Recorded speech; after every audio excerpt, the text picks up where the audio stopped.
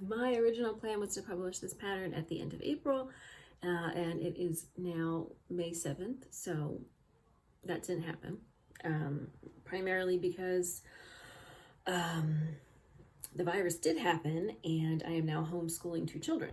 So my working hours have been considerably reduced and are more sporadic. Homeschooling my kids takes a lot of energy, so when I do have time to work, I often am having some difficulty staying motivated.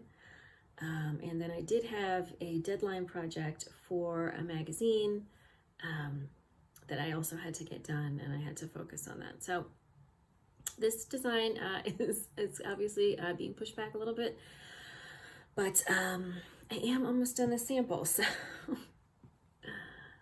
so I have finished the body and then the front of the sample.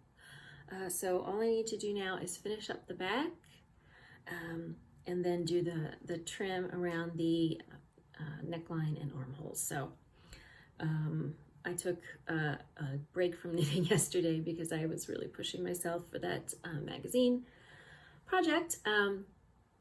So I think I can finish up the back today, and then do the armhole and neckline trim tomorrow, and then this sample will finally be done. I'm very happy with the way it has turned out. I have already had the pattern tech edited, and my tech editor said there's a lot of work to be done. So sounds like that is going to be something that's going to take some effort, but the good news is that the pattern will already be tech edited for test knitters. It doesn't always work out that way. Generally speaking, I'm going to try to use test knitters and preview knitters to identify errors before I send it to tech editing, because tech editing is very expensive. So the better shape that the pattern is in before it goes to tech editing, the less money it's going to take me to produce the pattern. But in this case, I had already scheduled the tech editing, and I just went ahead and sent it at the scheduled time. So that means test knitters are going to be getting a well-written, edited pattern, which will hopefully help them to move along more quickly than they might otherwise, so that we can get this published pretty quickly. So I'm gonna get to working on this sample, and then I'm gonna show you guys some of the horror of the edits from my wonderful tech editor, Sarah, who is brilliant and always helps get my patterns in excellent order, but it is always scary. It's like when you get something back from, a professor and you've got red scribbles all over it, and you can't believe that you made such obvious mistakes. It's kind of like that. So it should be fun to look at, and there are my screaming children. So I'm gonna get started on this.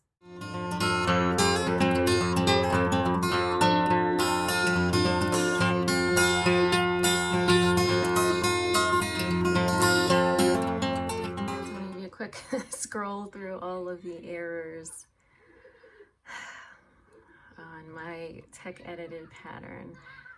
Now, a lot of this, the numbers in my pattern come from an Excel spreadsheet. So a lot of times when there are errors, it is either because I put in the wrong formula, or because I've edited my spreadsheet, which has bumped the string of text. These numbers, I can make these directly in my spreadsheet. So if I edit something on my spreadsheet and I add a row, these numbers over here get bumped downward, and then the corresponding part of the text is connected with the wrong cell, and so then the numbers are wrong. So I may have to do more math here, or check my formulas, or I may have to reconnect the numbers to the correct cell on the spreadsheet. So we'll see how that goes.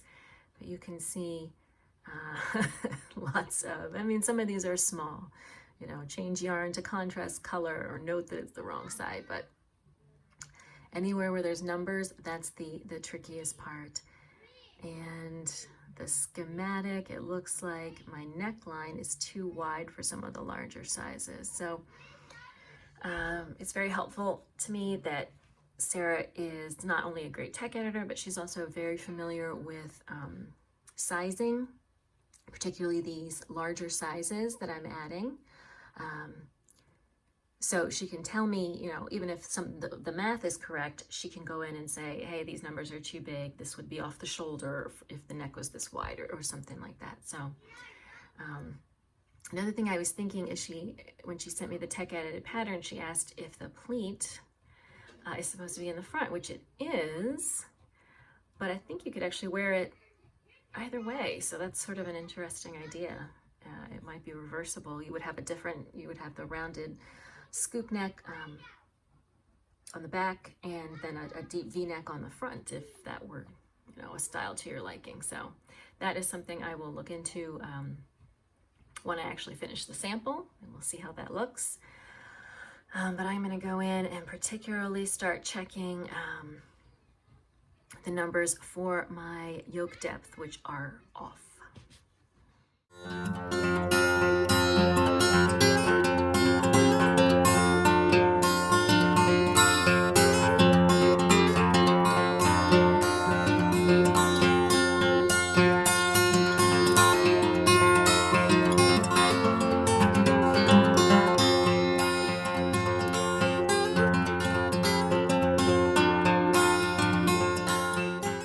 So this is one of those rare occasions where I think my math is actually correct, and the problem is perhaps that my instructions weren't very clear.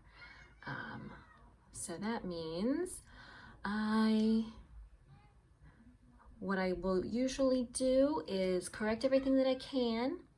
I will go ahead and send it back to Sarah, and this time what I will probably do is actually send her my spreadsheet with it, so that she can see the numbers that I'm working with, which might help her to help me identify what about the instructions is unclear and led her to get different numbers than what I have here.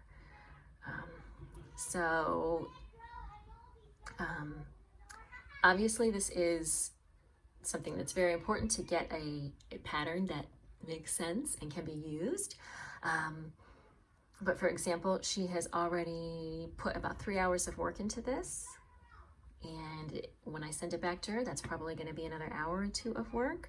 So that's becoming, on my end, a greater expense than usual for tech editing for a pattern. And so I'm going to have to really hope that I'm going to generate enough sales with this pattern to, at the very least, cover my tech editing. So we will see. But I am definitely going to make what corrections I can, and then send her my spreadsheet mess and see where we can go from here.